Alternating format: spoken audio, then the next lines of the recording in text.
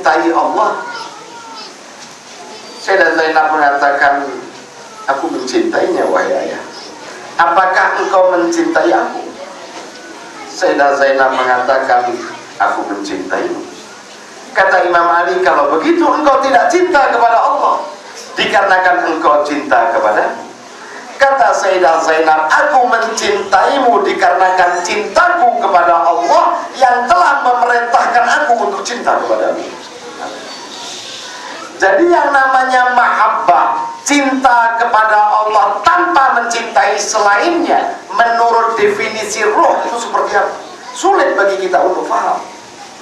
Membantu orang lain, baik.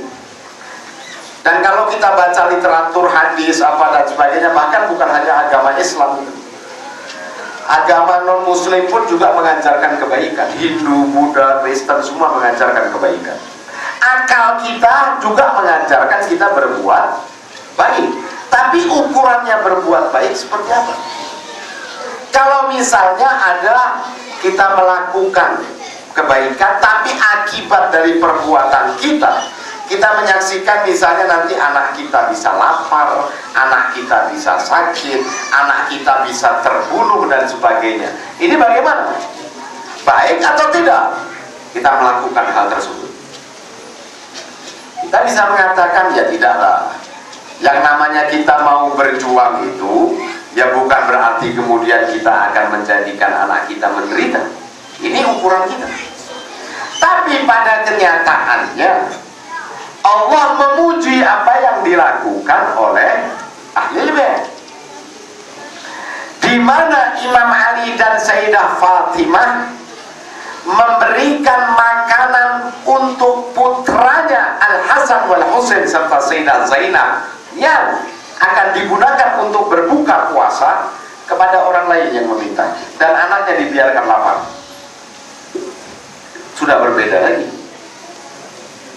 Imam Husain ketika menuju ke Karbala, orang mengatakan kepada Imam, wahai putra Rasulullah, apakah engkau tidak tahu bahwa penduduk Kufah sudah berkhianat? Imam mengatakan, aku tahu. Lantas kenapa engkau tetap pergi? Karena Allah ingin melihat aku terbunuh. Ini sudah logika yang lain lagi. Kemudian orang itu menasihatkan, baiklah wahai putra Rasul, kalau engkau tetap memaksa untuk pergi, jangan bawa keluargamu, kasihan mereka. Jangan bawa istrimu, jangan bawa anakmu. Imam Husain mengatakan apa? Allah ingin melihat keluargaku ini tertawan, maka aku harus membawa mereka ke Karbala. Ini adalah sesuatu yang sulit untuk difikirkan, untuk dimengerti, sehingga orang memahami batasannya berjuang itu seperti apa. Orang tidak bisa paham dan sulit untuk paham berkorban menurut bahasa ruh itu seperti apa. Cinta menurut bahasanya ruh yang tanpa identitas itu seperti apa. Ini kita kesulitan. Sementara Allah itu menginginkan kita untuk kembali kepada ruh, bukan kepada selainnya. Karena ruh ini adalah sesuatu yang secara langsung berhubungan dengan Allah. Idza sa'alaka 'anir ruh qala ruh min amri rabbi alladzi khalaqtu biyadayhi. Jamaliyah dan jalaliyahnya Allah itu adalah ruhaniyah. Tetapi sulit bagi kita untuk memahami ruh. Kenapa? Karena ruh itu tidak punya identitas. Oleh karena itu, Allah subhanahu wa ta'ala sebagaimana di dalam doa kita tadi, yang kita mengatakan, ya Allah kenalkan aku akan dirimu, karena kalau aku tidak mengenal dirimu, aku tidak akan mengenal nabimu.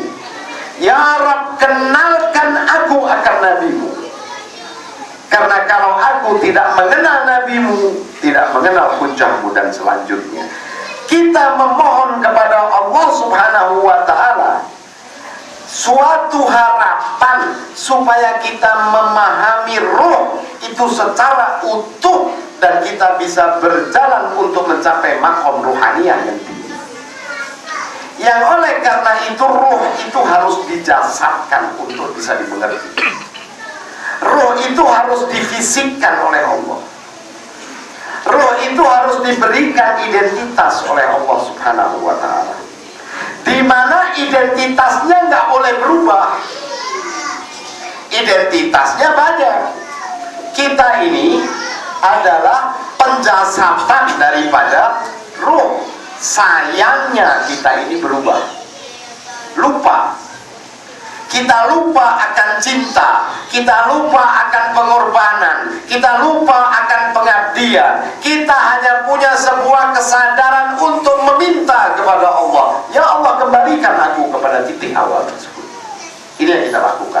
Sholat kita, kebajikan yang kita lakukan, permohonan-permohonan yang kita minta kepada Allah, istighfar kita pada Allah Subhanahu wa ta'ala adalah sebuah permohonan supaya kita kembali kepada asal, di mana kita dicipta oleh Allah sebagai hambanya, bukan hambanya Amerika dan hambanya dunia.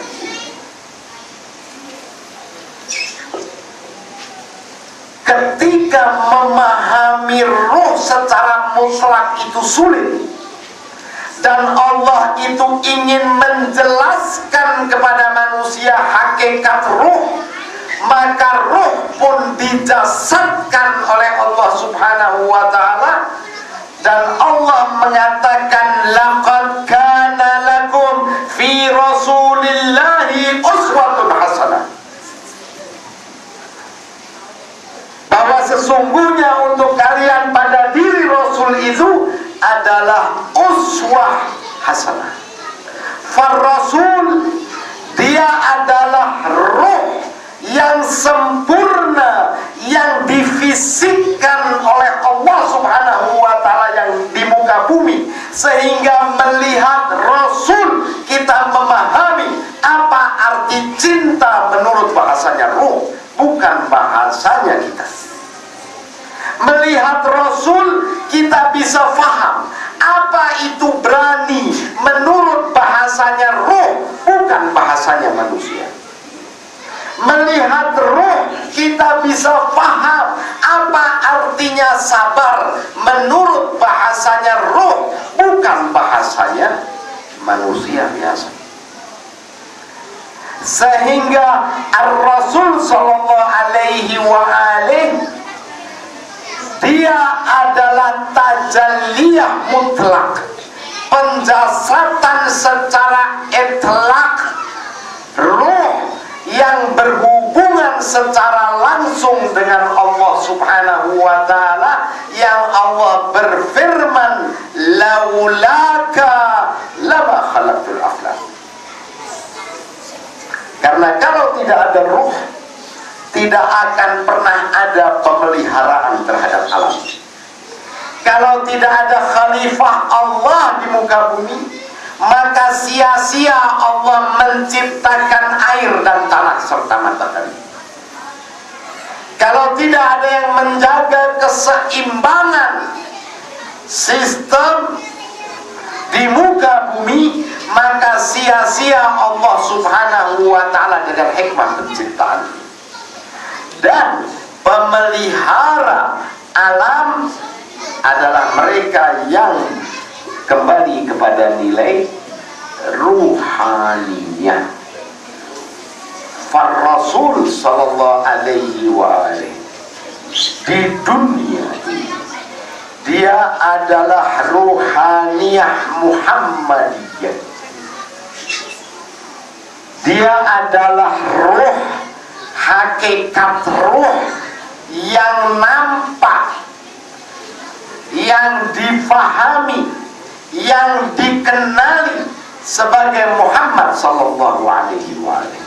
Allahumma shalli ala Muhammad wa ali Muhammad. Maka kelahiran Ar-Rasul sallallahu alaihi wa alihi, lahirnya beliau di dunia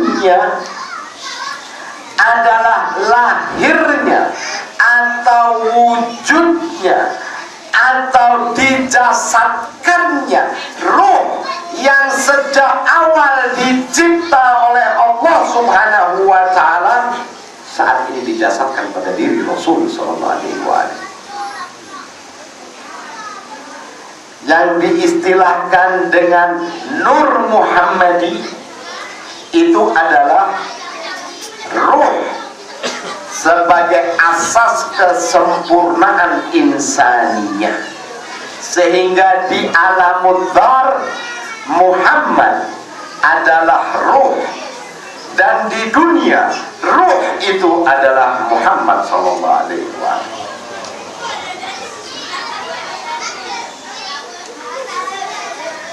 Ikhwani, ruh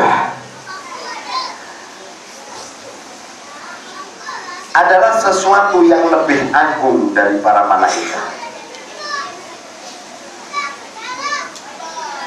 Ruh,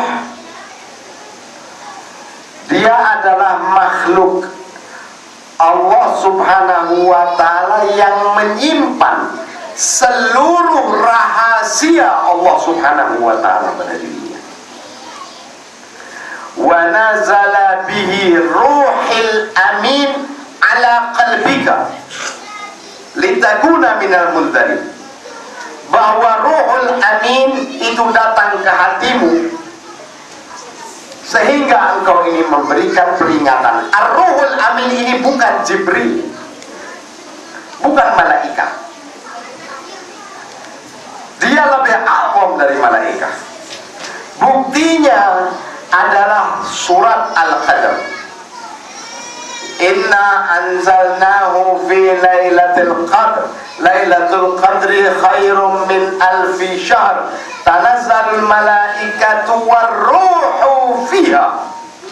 Malaikat dan ruh adalah dua makhluk yang berbeda. Dan ruh itu a'zam minal malaikat. Maka ketika Allah mengatakan wa nazala bihi ruhil amin ala qalbika, bukan Jibril, dia adalah makhluk yang lebih azam, lebih agung daripada Jibril alaihi salam. Dia penyimpan rahasia Allah Subhanahu wa ta'ala. Sehingga kalau kita melihat ketika Rasulullah mengatakan Fatimah bad'atu minni, Fatimah itu adalah bagian daripada diriku, karena sebagaimana Rasul itu menyimpan seluruh rahasia Allah, maka Sayyidah Fatimah juga menyimpan rahasia Allah sebagaimana Rasul. Yang kalau dalam tawassul kita mengatakan Allahumma bihaqqi Fatimah wa abiha wa ba'liha wa baniha wa sirril mustauda'i fiha.